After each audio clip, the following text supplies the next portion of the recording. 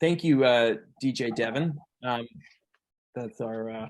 You'll be hearing some music. So, all right, we're gonna begin. Catherine, I'm throwing it over to you. Yeah, so first of all, thank you to everyone who has signed up for the Funtervention and who is making the time on this Tuesday to join us for the first workshop of this new Funtervention season.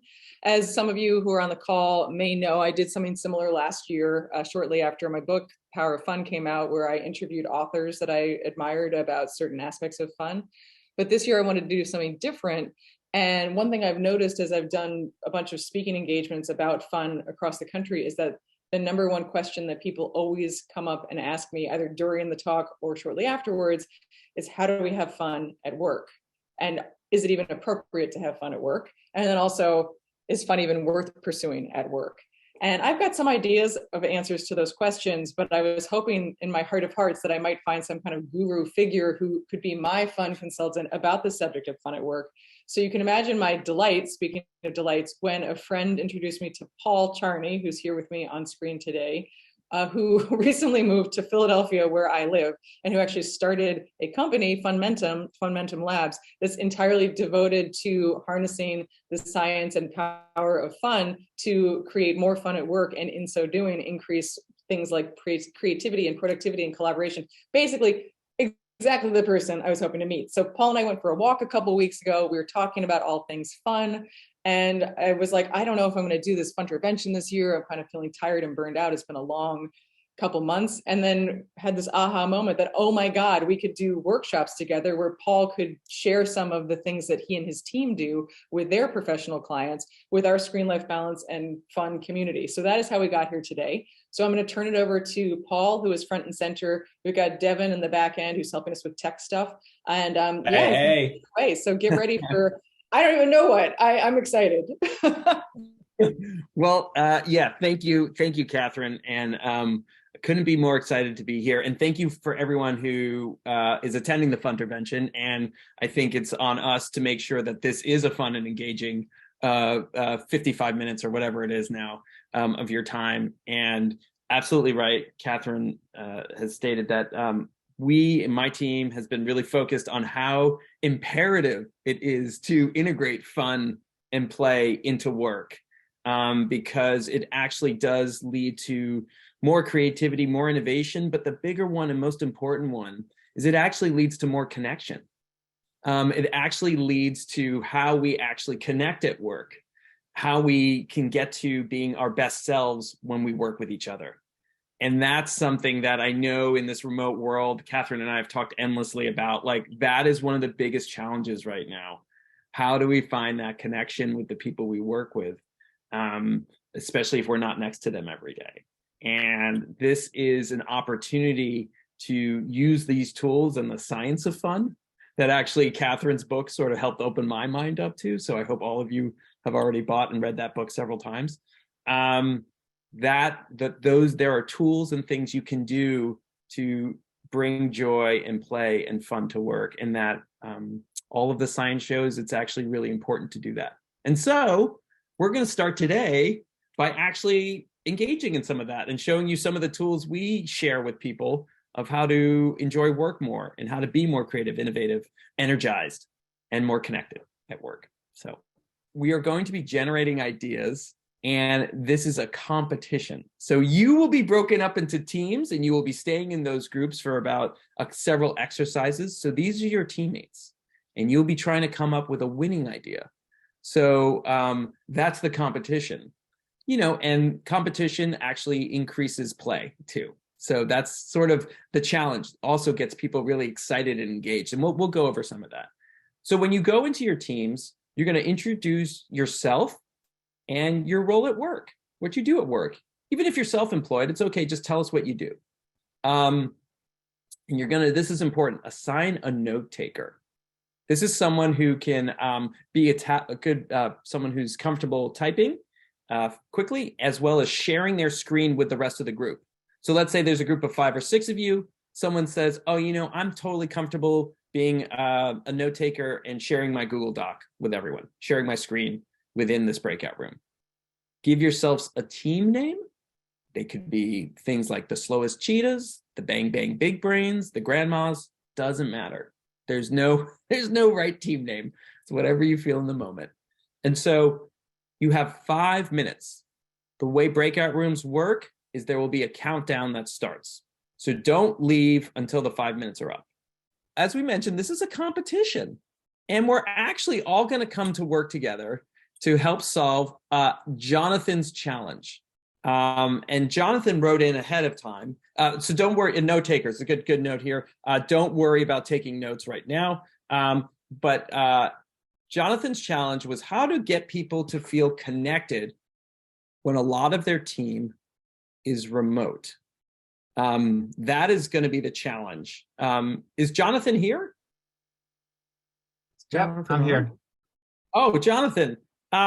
Yeah, thank you for submitting this. I just want to take a second and give people a little more context. What do you mean by this? How do you get people to feel connected when a lot of the team is remote? I mean, I think it makes sense, but I'm just curious what yeah. So I was describing some in the breakout room to people that the company I've been for a year and a half, and prior to that, I was at a company for a while, and there I really had built a lot of connections and relationships with people that I worked with, whether they were I saw on a daily basis or saw periodically.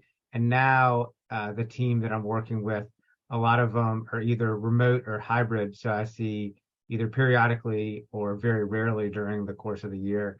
So I think it's been a challenge to build those relationships and get to know those people better when we're primarily interacting just on Zoom calls together. That's great. Not great.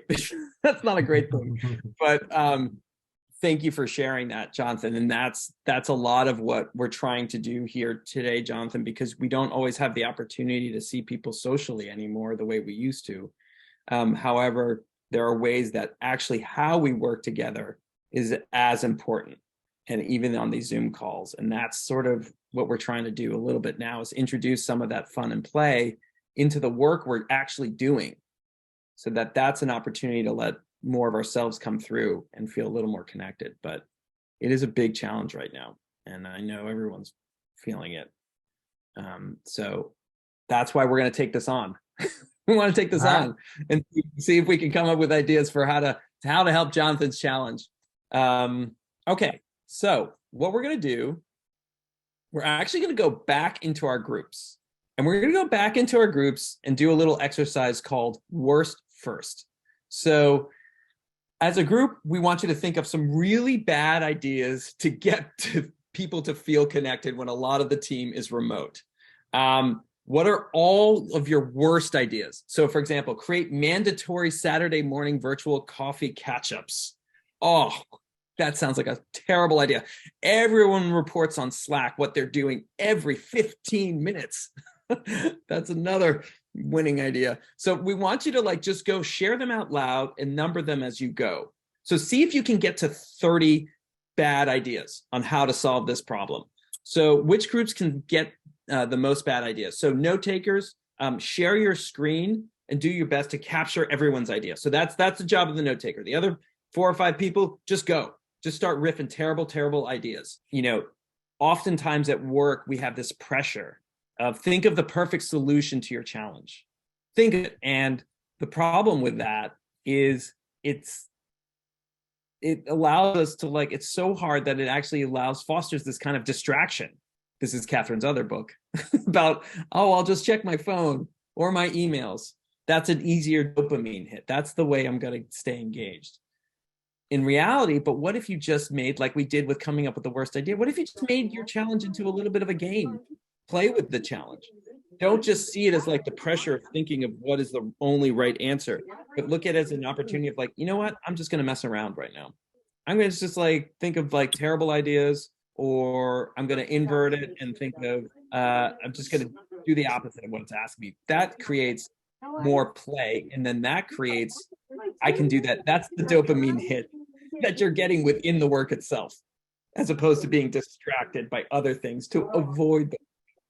This is what we're talking about. Okay, so let's move on. This is the positive engagement. Dopamine keeps us wanting to stay engaged in what we're doing. Dopamine helps us continue to explore. and recognize an idea. So a lot of work is actually getting in touch with our biological needs and who we are as a person and physically. And so that's always I saw a lot of bad ideas about like that Christmas caroling thing. Believe it or not, if you do that singing, that other part, that actually will lead to release these other hormones. This will foster some connection, and that will actually get you to start thinking of solutions faster. Just throwing that out there. All right. We're moving on to the next exercise, which is called Celebrity Idol. So in the chat, just start writing a celebrity you admire or inspires you. And they could be famous or a celebrity for any amount of reasons. They could be a political figure. They could be a music figure. They could be a movie star. Doesn't matter. Oh, okay. This is great. Just keep putting them in. Whoever that is. Think of one person. Great. It doesn't stuff matter here. Yeah. I'm seeing a lot of Oprah. I'm seeing Elton John, Dolly Parton, Michelle and Barack Obama. Someone wrote Tiger Woods. Oh, Serena. This is great. Ronnie Lott. Okay. Woo. Patrick Mahomes. Okay. Big week for him. Oh, Jennifer Garner. Okay. Oh, and your dad. That's great. Thank you, Paul. Oh, we're getting some Super Bowl. We should say that Paul and I are in Philadelphia right now. So we're in Philadelphia, so we got a lot of Jalen Hurts. Okay. Okay, this is great. So hi Connie. Okay, we're right next to her. So I think what we're gonna do now is I want you to surprise, what would Oprah do? So I want you to actually, you're gonna go back to your groups. You might be in a new team. We'll see how it all works, but you should be in the same team. Share your celebrities with your small group, then pick one. So as a group, channel that, and then as a group, you're going to channel that person and come up with as many ways as you can that they would get people feeling connected as a remote team. For example, if your celebrity of choice is Oprah, you might give out toy cars for joining her virtual happy hour. The goal is quantity. So weird or crazy ideas are encouraged. So is that clear? People understand? Just the first thing you do, share your celebrities. You as a group will pick which one you're most excited about, and then come up with ideas for how that person would solve Jonathan's problem. So should we have one or two people raise their hands? Would that be? Yeah, you could put in that, or you can raise your hand. Sure, and fine. Okay. Group 4, Dollyland. I lose the chat. Oh no. Viola Davis. Karaoke with Dolly Parton songs. Viola Davis would definitely lead an improv exercise. Music. Okay. Oh, yeah. Bedazzling a jacket. Sounds. Oh, everyone. Love that. We'll put it down. Host an office-wide podcast with an employee. And oh my gosh. Very cool. Oh, these are great. Everybody gets a journal.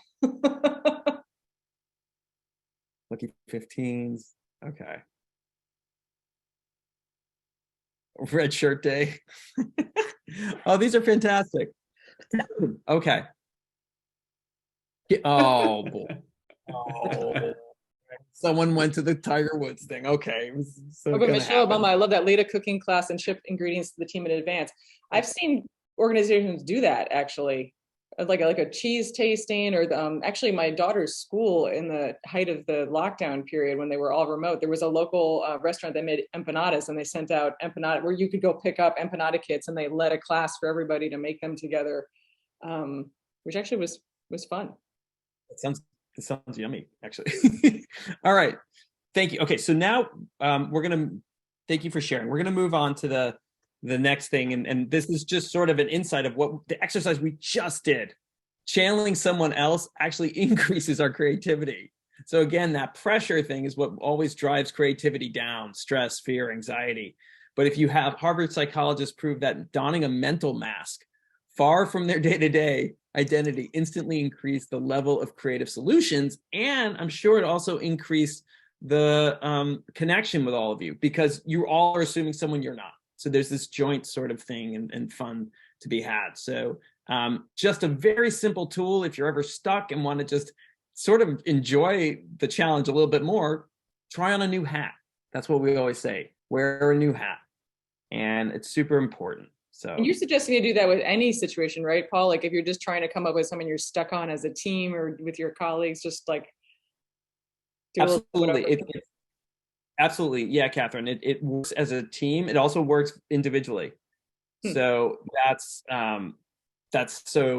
important, right? Like if I'm stuck and I'm like, oh, how do I do this? How do I do this? And then you're sort of like, wait, what would Oprah do?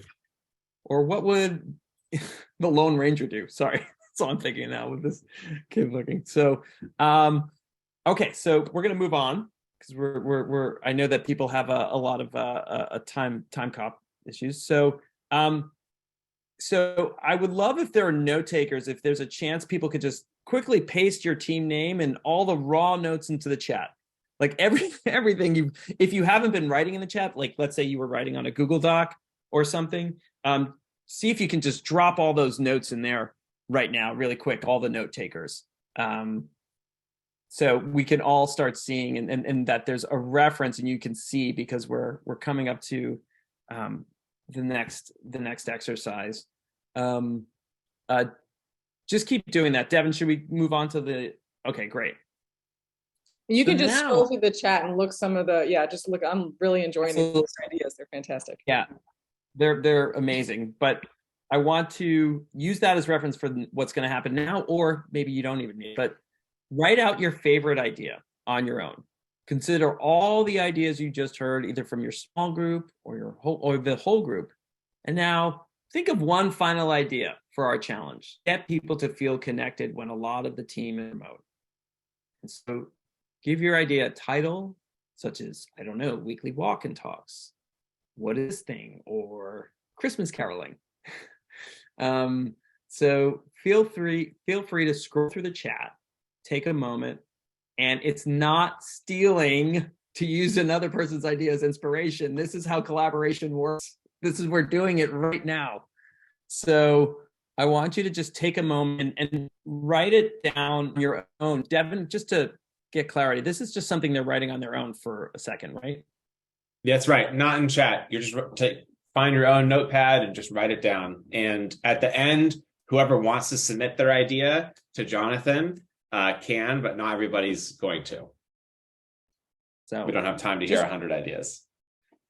We love to read them, so you should put them in the chat if you yeah. But basically, we're trying to look at, as Paul was saying, that so many of these ideas, even if they're branded as the worst to begin with, have a seed of something that actually could be great. Could really. So I'm going to play some music for 3 minutes, and you're going to have 3 minutes to consider all the ideas you heard today and think of your favorite. And then if you want to submit it to the competition, you can. Okay, I'm playing music right now. So if you want to raise your hand in the Zoom chat, it's time to share our ideas. And the winner will be chosen by Jonathan. So click raise your hand in Zoom if you want to share your idea. And to do that, that's with the reactions tab, and then click raise hand. And any idea that is shared out loud will get submitted to the competition for the winner. And I'm actually going to bring a doc out. Oops. I'm going to bring a doc out here, and I'm going to write in the ideas as they come up. So why don't we start with Deborah? Hello. So the idea is a weekly DJ. So each person creates a playlist for the week that everyone can listen to. So you can share some of your favorite music. Since most people listen to music at work, we're all listening to different things. So perhaps that could bring people closer together and they'll discover a new song they never heard. That is awesome, Deb Kelson. You know it. Bring it. That's awesome. Okay. Next is Rachel. Okay. Each person prepares 1 minute long or even 30 seconds of a few of the favorite places that they have in their town. So it sort of introduces you to where they live. showing some photos and a couple of favorite places. That's awesome. Just getting to know where the people are. That they Also, can't. then if you are in the same place, you maybe could meet up and visit some of them, like new hidden spots. That's great. What's beyond the Zoom window, which is nice. Jonah. My idea is to, at the start of your meeting, have like a quick theme or something that you're asking, like what's a book that you've read recently, or what's a project you're working on outside of work, so that you have a personal connection with your coworkers and you're not solely focused on just, we have this agenda we need to crank through. That's great. That's good. More, yeah. What's fueling my brain? Perfect. Beth.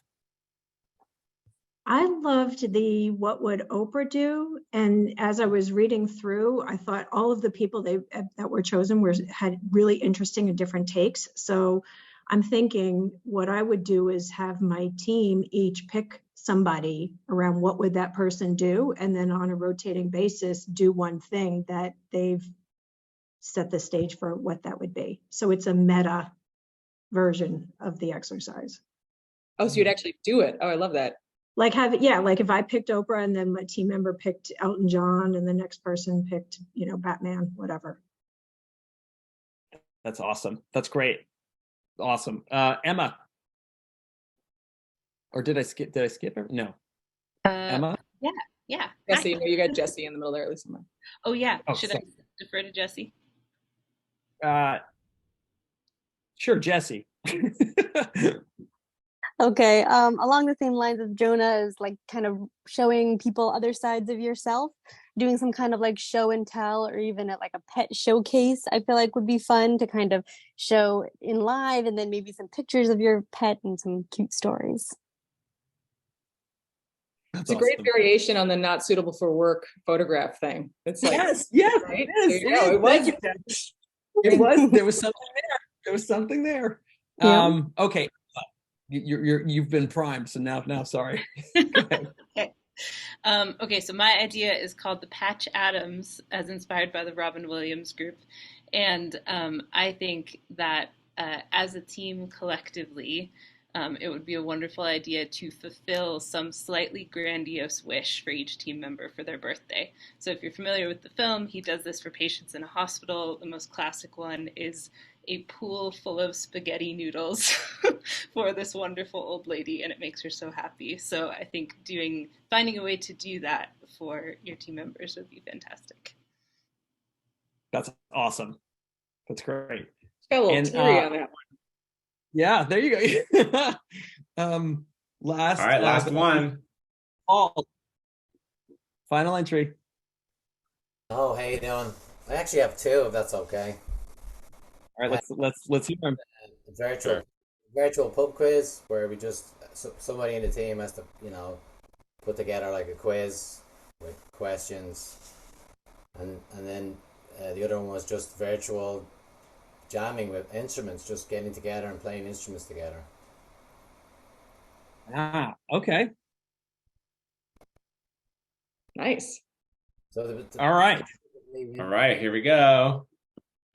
Jonathan, do you know which one is your winner? You don't have to announce it yet. By the way, those are all fantastic. So thank you everyone for sharing. Thank you so much for sharing. Yeah, I have one that I'm favoring. Okay, all right, great. So now I'm just gonna go back to the slideshow, and of course, we're gonna do this part here. The sound cue might be a little loud, so if you have headphones in, be careful. All right, just be warned. Yeah, here we go.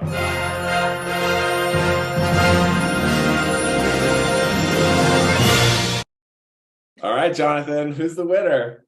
All right, I don't know, I forgot the person's name, but the one who suggested the weekly DJ. Oh, yeah. Deborah Kelson. Oh, I'll definitely come back next week. The bar has been raised. Yeah. Nice. And Deborah, what was your team? Oh, we were the I forget the first part. It was work hard. The Funstigators. The Funstigators. Work hard, play harder. Yes. Congratulations to the Funstigators. Nice. Yes. Thank my you. God. So Yes, so this is we put in the chat to join the Funmentum mailing list and receive the newsletter. So if you do that, that'd be great. Thank you everyone for coming. I know we're up against it. And I think also on the next slide you can get a little next week is a different session. So it's not each week in February is a new session, different tools, different challenge, same time.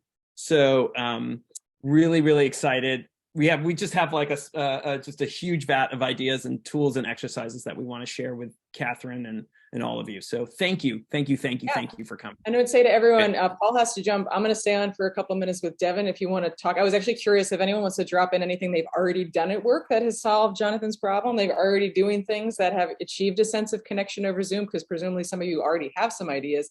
The other thing I was going to say is to just check in with yourself about how you feel right now compared to how you did an hour ago, because if you're anything like me, and me having written the book at the beginning, anytime there's like, it's breakout rooms, part of me clenches up inside and I'm like, oh my God, what the hell did I get myself into? But you all stuck it out, and just the experience of interacting with people, I'm assuming sharing some laughs with your people in the breakout rooms, just notice what a difference that made for yourself in this moment.